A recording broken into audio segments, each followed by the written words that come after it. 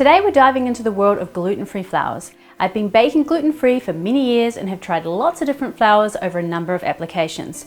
So grab a cuppa and settle in as I break down all the different flours, what they're good for and what substitutions can be made. And stick around until the end where I share what flours I don't use and why. If you're new to gluten-free baking, you might be thinking, why are there so many different flours? Well, naturally there's no gluten, and gluten is what gives structure to conventional baked goods. So in gluten-free baking, we often need to use 2, 3, or sometimes 4 flours to achieve the same texture and consistency. This usually involves mixing starch flours like potato and tapioca with whole grain flours like almond or brown rice. It should be noted that there's really no single gluten-free flour that you can use in a recipe that would be a substitute for gluten flour. Basically, every gluten-free flour needs a buddy. So why don't I use store-bought flour blends or even make my own?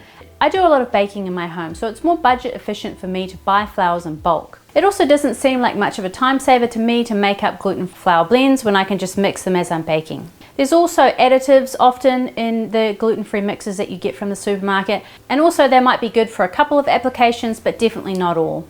There's ultimately more control when you use individual flours. So by all means, if you're just starting out, buy the gluten-free flour blends and start experimenting from there. But when you've gained a little confidence and you're ready to move on to the next step, you want to start working with individual flours, and that's going to take your baking to the next level. It's quite the learning curve, but I'm aiming to make that easier for you over time. Alright, a quick note on storage. Glass versus plastic. Obviously glass is a better option because plastic tends to take on flavors over time and the smells of what was previously in the container. Glass is more likely to keep the flour at a consistent temperature over plastic. For most flours, seal them in an airtight container in a cool, dark place. To extend shelf life, if you have room, store them in the refrigerator, and for longer term storage, consider storing them in the freezer. Let's talk individual flours. Starting with my favorite of all time, almond flour. So almond flour is neither really a starch or a protein, it's kind of somewhere in the middle, but it gives baked goods a beautiful, light and fluffy texture, a wonderful flavor, and it's very versatile in both sweet and savory applications. And I would say that there's not really a great substitute for it.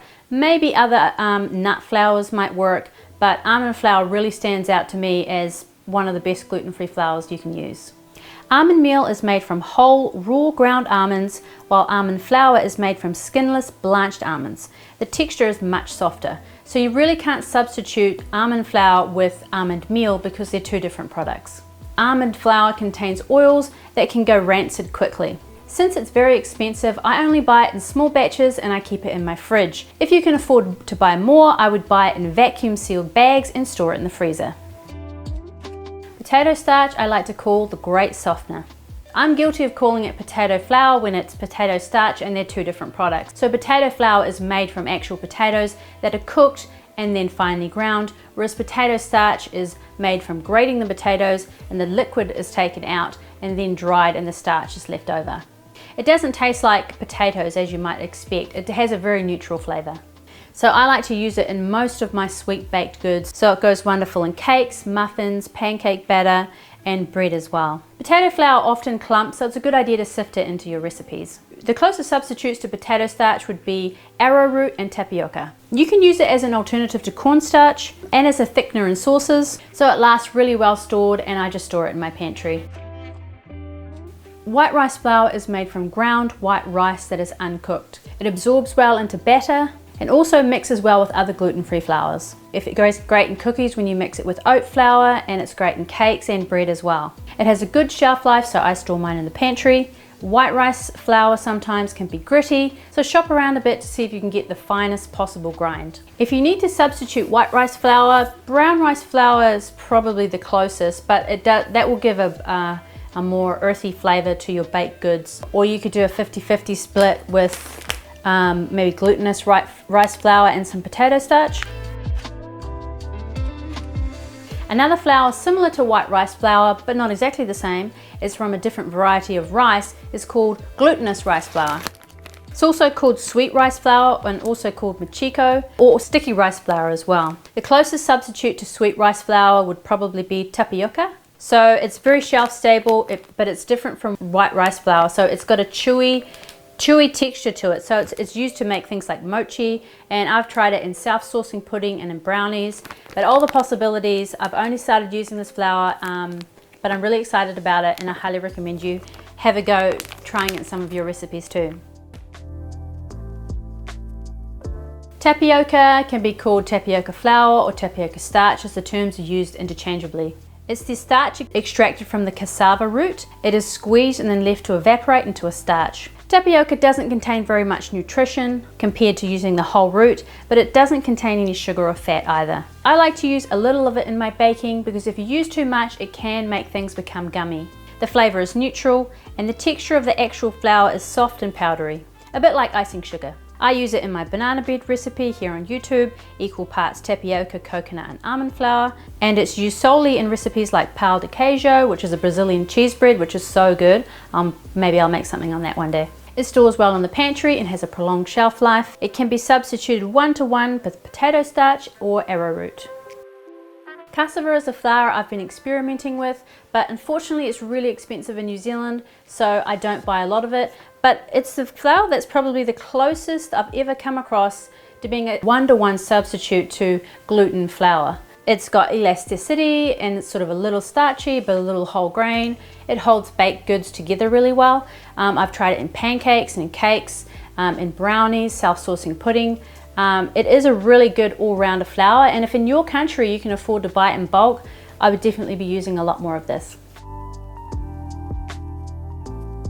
So coconut flour is made from dried coconut meat.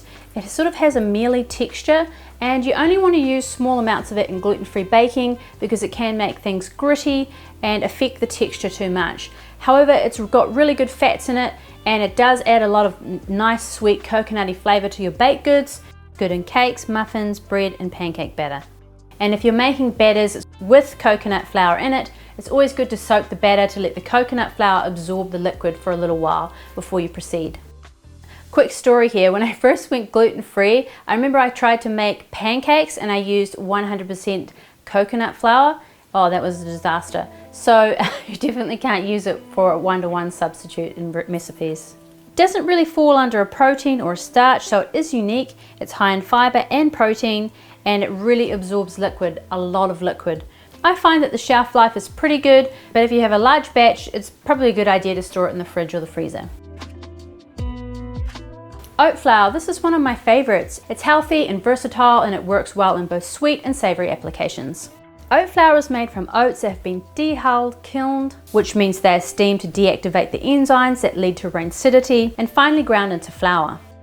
I make my own from rolled oats in my Vitamix. It's cost effective and you get nice fresh flour from it. So it does taste like oats, but I wouldn't say the flavor is strong.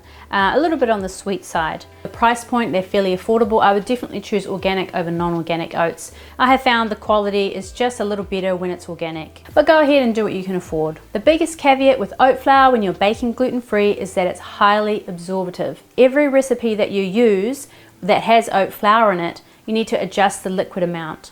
So I recommend soaking your batters for at least 20 minutes so the oat flour can absorb the liquid, and this helps the end result have a softer texture and a better crumb.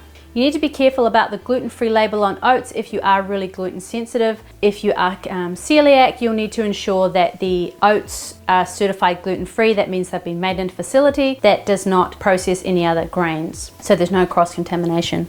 I store in the pantry and it stores well.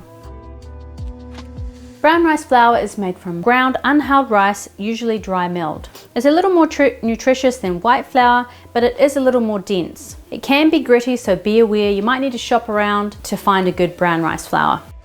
I don't use it extensively in many of my baked goods, but I do use it for my gluten-free sourdough starter. If you need to substitute brown rice, your best option is probably just to go straight to white rice, but other whole grain flours like sorghum, maybe even buckwheat might work as a substitute for brown rice in some recipes. Because it contains the bran and germ, it doesn't store well for too long, so I buy individually sealed packs with oxygen absorbers.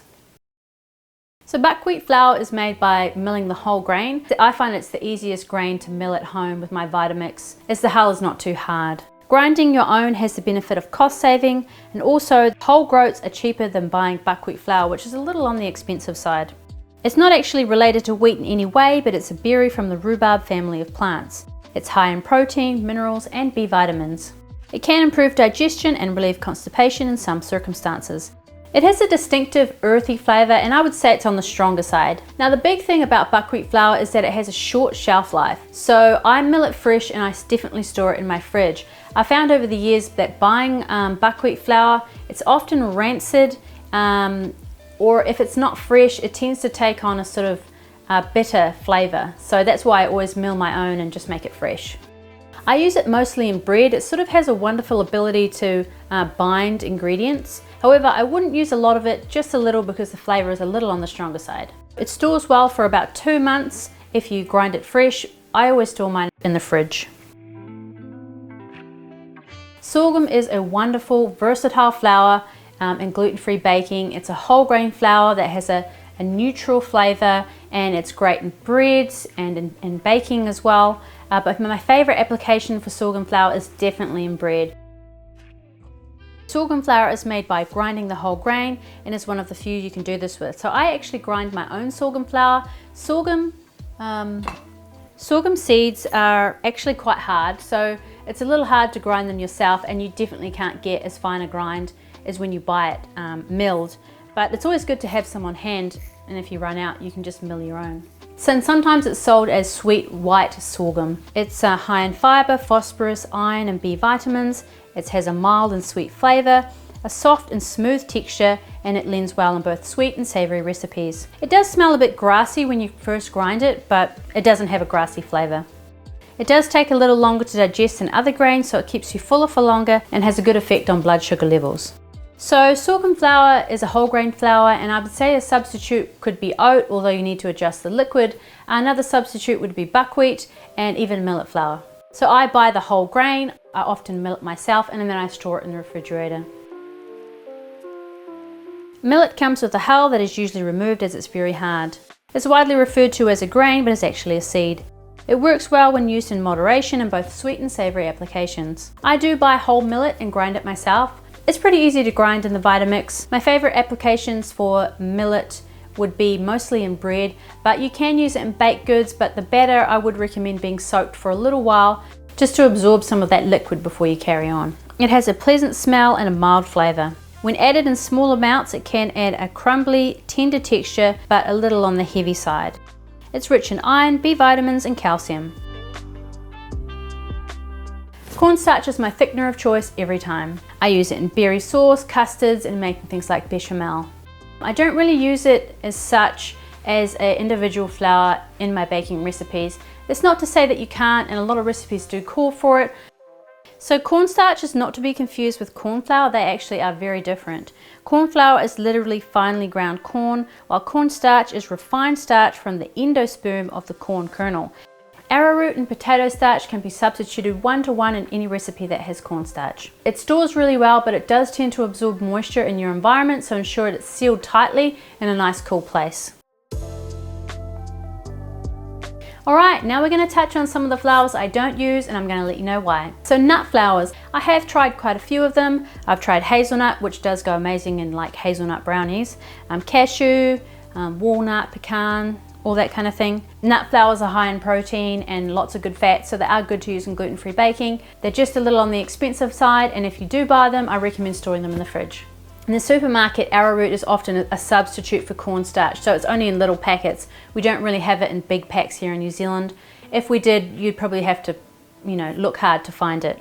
So arrowroot is also popular among those who have a sensitivity to other starchy flours like potato or tapioca. Some people react to those but not to arrowroot. So it is a great substitute for tapioca starch and potato starch. Hemp flour, now I have tried that before. It's just, very overpowering, and I didn't really enjoy it in any of the recipes. If you were going to use it, you want to use a very small amount. It just has a really strong, powerful, earthy flavor. I mean, if you're into that, go for it. It just wasn't my cup of tea. Quinoa flour. I don't use quinoa flour myself. I just find it's a little on the bitter side. It might not be that way if you grind it fresh. I'm just not a big fan of the flavor, so I don't use it in any of my baking. So teff flour is a small grain from Ethiopia. It's really high in nutrition. It's best in small amounts and in combination with other flours.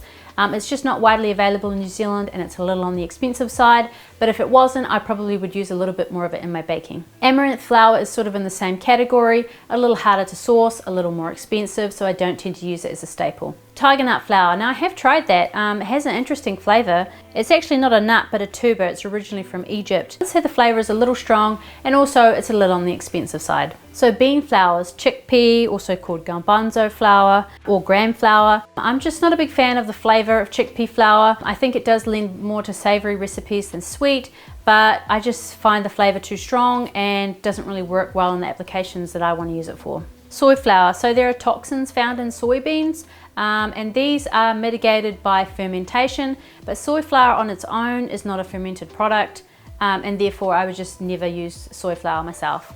So soy flour contains high amounts of phytic acid, which is not neutralized by soaking like it is with other grains. I'll leave a link in the description with more information about that if you want to have a look.